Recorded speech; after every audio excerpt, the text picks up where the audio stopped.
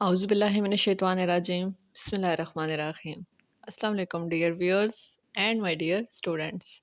How are you all? I hope you will be fine. So basically, today's lecture we will discuss about the black holes. We will know about it that what are black holes. आज के lecture में हमें ये जानना है, हमने ये discuss करना है कि ब्लैक होल्स हैं क्या, ब्लैक होल्स के बारे में कितनी रियलिटी है, क्या ये वाकई कायनात में मौजूद हैं, ये ऑब्जेक्ट अगर मौजूद हैं तो ये किस तरह बनते हैं. So my dear students, as per my promise, it's not Wednesday बल्कि मैंने ट्यूसडे को ही ये अपलोड कर दिया. वेनसडे को फिज़िकल क्लास में हम फेस टू फेस इस चीज़ को डिस्कस कर सकते हैं. सो है ना ये nice idea? Yes, it's obvious, it's nice. आज आप ये सुनेंगे, अगर आपकी कोई क्यूरीज है उन्हें नोट डाउन करेंगे, देन हम इंशाल्लाह वेडनेसडे की क्लास में फेस टू फेस इस चीज़ को डिस्कस कर लेते हैं हम. सो आई नो आपने ऑलरेडी बहुत वेट कर लिया इस टॉपिक के लिए. सो मज़ीद इंतज़ार ना करवाते हुए अपना स्टार्ट करते हैं, ये टॉपिक जानने की कोशिश करते हैं कि ब्लैक होल्स है क्या.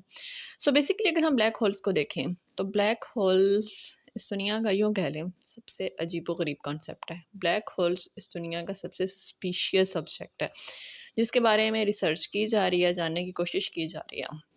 यहाँ पर आपको ये बात सुनकर शायद सबसे ज़्यादा शॉक लगे कि 100 ईयर्स बैक, 1 सेंचुरी बैक, हम क्या था कि ब्लैक होल के बारे में जानते भी नहीं थे कि ब्लैक होल मौजूद भी है, ब्लैक होल्स का कोई तस्वर भी है. ब्लैक होल्स के बारे में बिल्कुल भी like in this world black hole के बारे में कोई कॉन्सेप्ट मौजूद नहीं था. तो यूँ कह लें कि ब्लैक होल का कॉन्सेप्ट सिर्फ 60 to 70 ईयर्स पुराना है. इससे पहले इसका ऐसा वैसा कॉन्सेप्ट मौजूद नहीं था. अगर हम अपनी अर्थ की बात करें, यूनिवर्स की बात करें, हमें लगता है सबसे पहले अगर हम अपने अर्थ को देखें, हमें लगता है हमारी अर्थ बहुत बड़ी है. अगर यूनिवर्स को देखें तो लगता है यूनिवर्स बहुत बड़ी है. लेकिन क्या है कि ब्लैक होल्स इस अर्थ और यूनिवर्स से भी ज़्यादा बड़ी हैं. As my dear students, you all are know कि जब हमने स्पेस में कोई चीज़ की मेजरमेंट करनी होती है तो हम लाइट ईयर की मदद से करते हैं, क्योंकि इस दुनिया में सबसे ज़्यादा तेज़ी से जो चीज़ ट्रैवल करती है वो लाइट ही करती है. तो दैट्स वाई स्पेस में अगर किसी चीज़ की मेजरमेंट करनी होगी तो लाइट ईयर से करनी होगी, क्योंकि इस दुनिया में सबसे ज़्यादा तेज़ी से सफ़र करने वाली चीज़ लाइट है. तो ये एक एस्टीमेट लगाया जाता है, एस्टीमेट में ये चीज़ कही जाती है कि अगर आप लाइट की स्पीड से भी सफ़र कर रहे हों तो पूरे ब्लैक होल को कवर करने में सालों लग जाते हैं. एक एस्टीमेट बताया जाता है, एक ये अंदाज़ा बताया गया है, अंदाज़ा लगाया जाता है कि हम जब कवर करने की कोशिश करें तो भी इतना आसान नहीं है. तो फर्स्ट ऑफ ऑल ये तो एक जस्ट एक बैकग्राउंड था, बैकग्राउंड एक्सप्लेन करने के लिए कि ब्लैक होल कितने बड़े, कितने लॉन्ग हो सकते हैं. अब हम ये जान लेते हैं कि ब्लैक होल हैं क्या, ब्लैक होल वजूद में किस तरह आते हैं और क्या इनका कॉन्सेप्ट पहले मौजूद था. अगर हम देखें तो कुरान मजीद में इनका कॉन्सेप्ट ऑलरेडी मौजूद है. 8 से 1400 साल पहले जब कुरान मजीद नाजिल किया गया तो उसमें ये कॉन्सेप्ट मौजूद था. अल्लाह ताला कुरान मजीद में फरमाते हैं, एग्जैक्ट नहीं, कुछ इस तरह की, मतलब अल्लाह ताला का इरशाद है, कहा जाता है कि तुम नहीं जानते कि सितारों के डूबने की जगह कहाँ है और वो कहाँ डूबते हैं. अब यहाँ इस चीज़ में ब्लैक होल का एक ज़िक्र मिलता है, क्योंकि जो ब्लैक होल वजूद में आते हैं वो भी ये सितारों के टूटने की वजह से ही वजूद में आते हैं. अब ये सितारों के टूटने की वजह से कैसे वजूद में आ सकते हैं? ऐसा कैसे हो सकता है कि जब एक चीज़ टूट रही है तो वो ब्लैक होल को क्रिएट कर रही है? इसका कॉन्सेप्ट बहुत सिंपल है. अगर हम पूरी कायनात में देखें तो कायनात में हर एक चीज़ जो इस दुनिया में आई है उसने ख़त्म होना है, उसका वजूद एक टाइम पर, एक एंड पर आकर ख़त्म होता है. तो सेम सितारों के लिए भी यही चीज़ है. सितारों में हमेशा ऐसे होता है कि सितारों में एक ग्रेविटेशनल पुल मौजूद होता है, सितारों में एक फ़ोर्स मौजूद होती है. अब क्या है कि जब सितारे अपनी लाइफ एंड कर रहे होते हैं, जब ये सितारे बिल्कुल ख़त्म होने लगे होते हैं, सितारों के ख़त्म होने के साथ ही इनका साइज़ थोड़ा सा बड़ा भी होना शुरू हो जाता है और इनके अंदर क्या है कि डिफरेंट तरह के गैसेस पार्टिकल्स बनना शुरू हो जाते हैं. इनके जो सितारों के अंदर है डिफरेंट गैसेस पार्टिकल्स वजूद में आ रहे हैं. अब वो गैसेस पार्टिकल्स क्या हैं? Gases particles like for example जितनी भी सेलेस्टियल बॉडीज़ हैं, हम सेलेस्टियल बॉडीज़ में देखते हैं कि हाइड्रोजन है, हीलियम है, कार्बन, नियोन, ऑक्सीजन, सिलिकॉन, इस तरह के सारे एटम्स पाए जाते हैं. मोस्ट इम्पोर्टेंट, अगर इन सब जितने भी पार्टिकल्स हैं इनके साथ आयरन भी ऐड हो जाए, आयरन ऐड हो जाए तो आयरन के ऐड होते साथ ही क्या होता है कि इन सितारों में फ़ौरन ब्लास्ट क्रिएट होता है और यही सितारे टूटकर ब्लैक होल में कन्वर्ट हो जाते हैं। सो ये है एक चीज़ कि ब्लैक होल बन किस तरह रहे हैं, यानी कि जब सितारों की अपनी उम्र ख़त्म होने वाली है तो सितारों के अंदर ही डिफरेंट जो पार्टिकल्स हैं, पार्टिकल्स डिफरेंट मौजूद हैं। इसके साथ जब इनके अंदर आयरन यानी कि लोहा वगैरह ऐड हो गया तो ब्लास्ट की मदद से ये फटते हैं और ये ब्लैक होल में कन्वर्ट हो जाते हैं।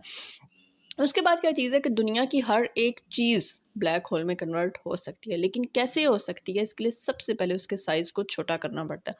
ज़मीन ले लें, सूरज ले लें, कोई भी चीज़ ले लें, अगर आप उस साइज़ को दबा दबा के पिचका के उसे छोटा कर दें तो हर चीज़ क्या है कि ब्लैक होल में कन्वर्ट हो सकती है। तो सबसे पहले ये एक रीज़न कि ब्लैक होल इस दुनिया में वजूद में आते किस तरह हैं। ब्लैक होल इस तरह वजूद में आते हैं जब एक सितारा टूटने के करीब है। अब वो सितारा टूटने के करीब तो पहुँच गया, लेकिन वो क्या है कि वो एक नई चीज़ को, एक ब्लैक होल को जनरेट कर रहा है।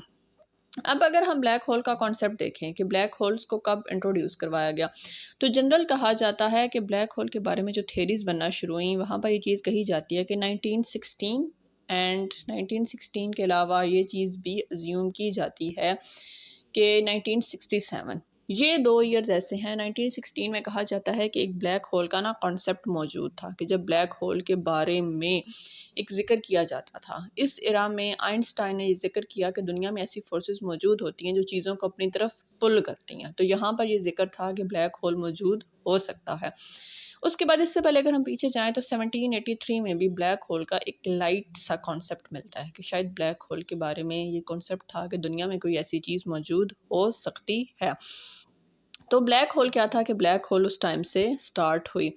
अब अगर हम देखें तो हमारी गैलेक्सीज़ में डिफरेंट ब्लैक होल्स मौजूद हैं। लाइक फॉर एग्जांपल एक ब्लैक होल जिसका नाम सजिटेरियस से है, वो भी क्या है कि हमारी गैलेक्सी में मौजूद है। इसी तरह अगर हम इस ब्लैक होल को देखा जाए तो कहा जाता है कि इस ब्लैक होल को कवर करने के लिए हमें 30,000 लाइट ईयर्स की नीड है इस पूरे ब्लैक होल को कवर करने के लिए। उसके अलावा क्या कहा जाता है कि ये ब्लैक होल जो है ऑल टाइम मूव कर रहे होते हैं।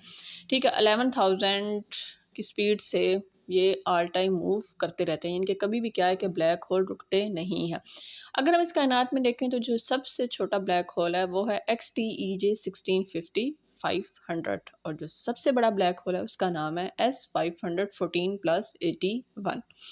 यहाँ पर वन मोर क्वेश्चन कि क्या ऐसा है कि मतलब एक गैलेक्सी में एक से ज़्यादा ब्लैक होल्स मौजूद होते हैं? यस, रियलिटी है, ऐसा भी है। एक गैलेक्सीज में एक से ज़्यादा बल्कि कई ज़्यादा ब्लैक होल्स भी मौजूद होते हैं और यूजुअली ये भी कहा जाता है कि ये ब्लैक होल ज़्यादातर सेंटर में पाए जाते हैं। गैलेक्सीज के सेंटर में ये पाए जाते हैं। इनके आसपास क्या है कि बाकी सारी चीज़ें मूव कर रही हैं, लेकिन इनके आसपास हमेशा आपको ना एक लाइट का रिंग नज़र आता है, लाइट रिंग नज़र आते रहते हैं। क्यों लाइट रिंग नज़र आते रहते हैं? बिकॉज इसके आसपास कोई भी चीज़ रुक तो सकती नहीं है। जो भी चीज़ है ग्रेविटेशनल फोर्स की वजह से इसके अंदर चली जाएगी, बाहर तो आ नहीं सकती। ठीक है, तो लाइट का रिफ्लेक्शन यहाँ पर पड़ता रहता है, दैट्स वाई यहाँ पर एक लाइट सर्कल्स नज़र आते रहते हैं। अच्छा, सबसे बड़ी चीज़ अब ब्लैक होल में ग्रेविटेशनल फोर्स को समझने के लिए हमें आइंस्टाइन की थ्योरीज को माइंड में रखने की नीड है। आइंस्टाइन की थ्योरीज जिसमें एक है theory of relativity, sorry, Einstein की जो थ्योरी है थ्योरी ऑफ रिलेटिविटी। अच्छा, अब थ्योरी ऑफ रिलेटिविटी में आइंस्टाइन क्या कहता है? आइंस्टाइन ने ये थ्योरी 1905 में पब्लिश की है। आइंस्टाइन इस थ्योरी में ये कहता है कि अगर आप स्पेस में बहुत तेज़ी से सफ़र कर रहे हैं तो बहुत तेज़ी से सफ़र करते हुए क्या होता है कि टाइम भी क्या है कि स्लो हो चुका हुआ है। ठीक है, आप बहुत तेज़ी से सफ़र कर रहे हैं लेकिन टाइम क्या है, टाइम स्लो पेस में जा रहा है। अब आपको ये चीज़ नहीं फ़ील होगी बिकॉज आप तो स्पेस में सफ़र कर रहे हैं, आपको नहीं पता लगेगा कि टाइम इतना स्लो गुजर रहा है। लेकिन क्या है कि जब आप दुनिया में आएंगे तो दुनिया में आपको जो लोग मौजूद हैं वो आपको इस चीज़ का रियलाइज़ करवाएंगे, बताएंगे कि टाइम किस तरह गुजरा था। इस कॉन्सेप्ट को कहा जाता है काइनेमेटिक टाइम डायलेशन। ठीक है, काइनेमेटिक टाइम डायलेशन ये चीज़ एक्सप्लेन करती है कि अगर किसी जगह पर ग्रेविटेशनल फोर्स बहुत ज़्यादा हो रही है तो वहाँ पर टाइम क्या है कि टाइम स्लो डाउन हो जाता है। ग्रेविटेशनल फोर्स के साथ टाइम स्लो डाउन मौजूद है।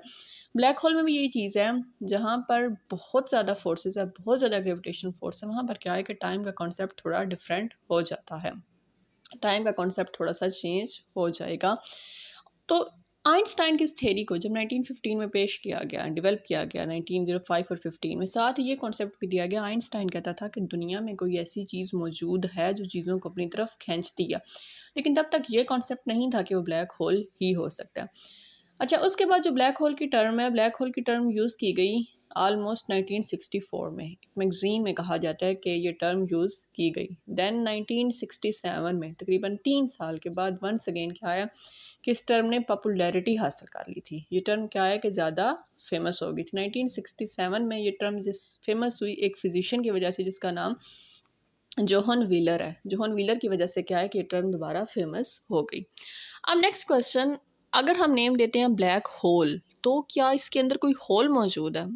वेल डियर व्यूअर्स, ये एक जस्ट प्रिडिक्शन है। एक प्रिडिक्शन दी जाती है कि ब्लैक होल एक होल है जो चीज़ों को अपने अंदर नगल रहा है, लेकिन रियलिटी में क्या है कि वो एक होल नहीं है। बस क्या है कि जब सितारे मुसलसल टूट रहे हैं, उसमें गिर रहे हैं, तो एक ऑब्वियस के एक शैलो सा क्रिएट हो जाता है। लेकिन अगर आप एग्जैक्ट कहें ना कि एक होल है, तो एग्जैक्टली इसे होल नहीं कहा जा सकता। दुनिया की हर चीज़ मतलब डस्ट पार्टिकल्स जो भी चीज़ है, ब्लैक होल इससे क्या करता है, हर चीज़ को अपनी तरफ खींचता है। बल्कि जिस डिफरेंट डॉक्यूमेंट्रीज में भी बताया जाता है, समटाइम्स ये दिखाया जाता है कि ब्लैक होल्स अपने करीब किसी सितारे को निगल रही हैं। तो ये चीज़ भी रियलिटी है। ब्लैक होल्स किसी भी चीज़ को निगल सकती हैं। हमारे आसपास जितनी भी चीज़ें हैं, जितनी भी चीज़ें मौजूद हैं, ब्लैक होल क्या करता है, ब्लैक होल उन्हें ईजिली निगल लेता है, अपने अंदर ले लेता है। तो ब्लैक होल के बारे में भी ये चीज़ है कि हर चीज़ को अपनी तरफ खींच सकता है।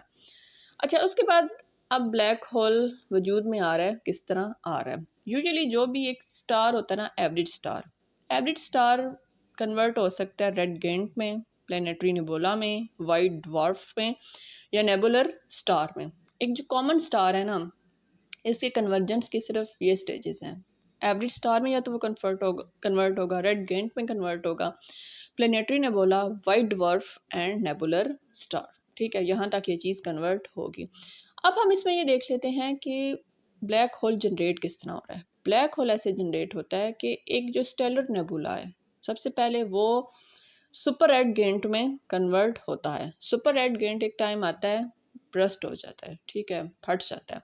अगर वो टिनी कोर है, एक मामूली सा है, टिनी है, तो वो उसी तरह रहेगा। लेकिन क्या है कि अगर ये जब रेड गेंट कन्वर्ट हो रहा है, सुपरनोवा में कन्वर्ट हो गया, तो सुपरनोवा में कन्वर्ट हो जाने के बाद क्या है कि ये एक ब्लैक होल में क्रिएट होता है। यानी कि ब्लैक होल जनरेट होने के लिए क्या आया कि यूजुअली जो एक स्टार है वो ब्रस्ट होता है। ब्रस्ट होने के साथ क्या है कि सुपर गेंट बनता है। अब सुपर गेंट बनने के बाद अगर तो वो स्मॉल कोर रहा है ना, तो ब्लैक होल में कन्वर्ट नहीं होगा। लेकिन क्या है कि अगर वो सुपरनोवा में शिफ्ट हो गया, तो सुपरनोवा क्या है कि दोबारा ब्लैक होल में जाके कन्वर्ट हो जाता है। ऐसी सूरत में एक ब्लैक होल क्रिएट होता है। यानी कि रेड जेंट्स स्टार्स जो कि ब्लैक होल में कन्वर्ट होते हैं, वो इस तरह ब्लैक होल में कन्वर्ट हो जाएंगे। ये कॉमन चीज़ है, एक कॉमन बात है कि किस तरह ब्लैक होल दुनिया में बन रहे हैं। डेली बहुत सारे स्टार्स हैं, उनकी लाइफ एंड होने वाली होती है, ख़त्म होने वाली होती है, तो इसी के साथ क्या है कि वो एक फॉर्म से दूसरी फॉर्म में कन्वर्ट हो जाते हैं, तो ब्लैक होल्स बनना शुरू हो जाते हैं। अच्छा, उसके बाद आती है ब्लैक होल्स की टाइप्स। यूजुअली 3 to 4 टाइप्स हैं ब्लैक होल्स की। 3 एक्सेप्टेबल हैं, 4th के बारे में ना एक जस्ट हिंट मौजूद है। अच्छा, सबसे पहली टाइप आ जाती है stellar black hole. Most common type है ब्लैक होल की, ऑलमोस्ट एवरी गैलेक्सी में मौजूद है। ठीक है, हमारी जो गैलेक्सी है मिल्की वे गैलेक्सी, इसमें भी ये ब्लैक होल पाया जाता है। स्टार्स की मदद से इट्स ऑब्वियसली क्रिएट हो रहा है। और ये भी कहा जाता है कि हर गैलेक्सी में ऑलमोस्ट 10 मिलियन से लेकर 1 बिलियन तक ऐसे ब्लैक होल्स मौजूद होते हैं। सेकंड जो टाइप आती है, सेकंड आती है primordial black hole. Primordial black hole को अगर कहा जाए तो ये कहा जाता है कि इतना छोटा भी हो सकता है कि एटम से छोटा भी होगा, और इतना बड़ा भी हो सकता है कि एक माउंटेन की तरह बड़ा भी होगा। यानी कि इसका साइज़ क्या है, डिफरेंट है, छोटे से छोटा भी हो सकता है और बड़े से बड़ा भी हो सकता है। लेकिन साथ ही ये भी कहा जाता है कि ये एक थ्योरेटिकल और हाइपोथेटिकल है। ठीक है, एक थ्योरेटिकल कॉन्सेप्ट या एक हाइपोथेटिकल कॉन्सेप्ट इसका पाया जाता है। उसके बाद हमारे पास आती है थर्ड टाइप आती है super massive black whole. Super massive black whole क्या है कि super massive black whole, it's obvious कि एक ब्लैक होल जो बहुत बड़ा है, उसे कहते हैं super massive black whole. General assumption की जाती है, कहा जाता है कि सुपर मैसिव ब्लैक होल के अंदर 1 मिलियन सन आ सकते हैं। हमारा सूरज जो साइज़ में बहुत बड़ा है, अगर हम पूरे सोलर सिस्टम में देखें तो ऑलमोस्ट 99% हिस्से पर तो सूरज मौजूद है। तो क्या है कि 1 million suns supermassive black hole के अंदर समा सकते हैं, इतना ज़्यादा इसका साइज़ है। ये भी कहा जाता है कि जो सुपर मैसिव ब्लैक होल है वो मिल्की वे गैलेक्सी के सेंटर में मौजूद है। बाकी सारी चीज़ें क्या हैं, इसके आसपास से गुजर रही हैं। अच्छा, एक बात ध्यान में रखनी है कि इसके बहुत करीब नहीं है, अगर बहुत करीब होंगी तो इट्स ऑब्वियस ब्लैक होल उन्हें निगल लेगा। एक क्या है कि इतना फासला मौजूद है कि ये निगल नहीं सकती। हमारे जो गैलेक्सी में सुपर गैलेक्सी है, जो हमारी गैलेक्सी मौजूद है, इसमें जो आपका ब्लैक होल मौजूद है इसे नाम दिया जाता है सेजिटेरियस ए का। सेजिटेरियस ए ब्लैक होल हमारी गैलेक्सी मिल्की वे गैलेक्सी में पाई जाती है। मिल्की वे गैलेक्सी में ये सेजिटेरियस ब्लैक होल मौजूद है। अच्छा, उसके बाद आती है फोर्थ टाइप की। फोर्थ टाइप जो है ब्लैक होल की, अच्छा उसके बारे में क्या है कि वी वर नॉट 100% श्योर कि ये टाइप मौजूद है, लेकिन इस टाइप का नाम क्या है, इंटरमीडिएट ब्लैक होल। कहा जाता है कि स्टेलर ब्लैक होल और सुपरमैसिव ब्लैक होल के दरमियान ये इंटरमीडिएट ब्लैक होल एक टाइप मौजूद हो सकती है, but they are not sure about it कि इस तरह की कोई टाइप मौजूद है या नहीं है। लेकिन जनरल ये कॉन्सेप्ट दिया जाता है कि ब्लैक होल की इस तरह की भी एक टाइप मौजूद है। अच्छा, उसके बाद आ जाते हैं कि क्या आज तक साइंटिस्ट ब्लैक होल की पिक्चर लेने में कामयाब हुए हैं। क्या आज तक कभी ऐसा हुआ है कि साइंटिस्ट ने ब्लैक होल की एक पिक्चर ले ली हो? तो जी बिल्कुल, ऐसा हो चुका हुआ है। साइंटिस्ट ब्लैक होल की पिक्चर ले चुके हुए हैं। किस ईयर में ले चुके हैं? इन 2019 में साइंटिस्ट ने ब्लैक होल की एक पिक्चर ली थी। पिक्चर आपको शो की जा रही है। पिक्चर में क्या है कि आपको रेड येलो लाइट नज़र आ रही हैं। अच्छा, एक क्वेश्चन कि ऐसी क्या रीज़न है, ऐसी क्या वजह है कि जब भी स्पेस में कोई चीज़ देख रहे होते हैं तो स्पेस में मौजूद चीज़ों को हम रेड या येलो लाइट से शो करते हैं। Why? What's the reason behind it? Basically actually चीज़ ये है कि जो ह्यूमन आई है ना, वो सिर्फ कुछ चीज़ों को ज़्यादा अच्छे से कुछ कलर्स को सेंस कर सकती है। तो दैट्स वाई यूजुअली जो आपकी जितनी भी सेलेस्टियल बॉडीज़ हैं, सेलेस्टियल बॉडीज़ की जो चीज़ें हैं वो इन दो कलर से ज़्यादा प्रोमिनेंट शो की जाती हैं। अच्छा, 2019 में जो ब्लैक होल की पिक्चर ली गई है, इसमें आप अगर देखें तो कुछ एरिया इसका ज़्यादा ब्राइट है, कुछ एरिया इसका ज़्यादा डिम शो किया जाता है। ब्राइट के बारे में ये कॉन्सेप्ट दिया जाता है कि ये वो एनर्जी है, ऐसी एनर्जी है कि जो हमारी तरफ आ रही होती है, और जो डिम लाइट है वो हमसे दूर जा रही है। एक जनरल कॉन्सेप्ट मौजूद है। यूजुअली इस कॉन्सेप्ट को नेम दिया जाता है डॉपलर बीमिंग इफेक्ट का। डॉपलर बीमिंग इफेक्ट की वजह से आपको क्या कि ब्लैक होल के सारे कलर एक जैसे नज़र नहीं आ रहे। क्यों नज़र नहीं आ रहे आपको ब्लैक होल के सारे कलर? बिकॉज जहाँ पर कुछ एनर्जी आपकी तरफ मूव कर रही है, कुछ आपसे अवे कर रही है, तो दैट्स वाई कलर्स का डिफरेंस हो सकता है। अच्छा, यहाँ पर एक और बात भी याद रखने वाली है। एनर्जी से जस्ट माइंड में आया, हमारे जितने भी स्टार्स हैं ना, ठीक है, क्योंकि ब्लैक होल स्टार्स की वजह से बनते हैं। दुनिया में जितनी भी सेलेस्टियल बॉडीज़ मौजूद हैं, जितनी भी स्टार्स मौजूद है, वो हमेशा ना अपना एक बैलेंस रखते हैं ग्रेविटेशनल और एनर्जी का।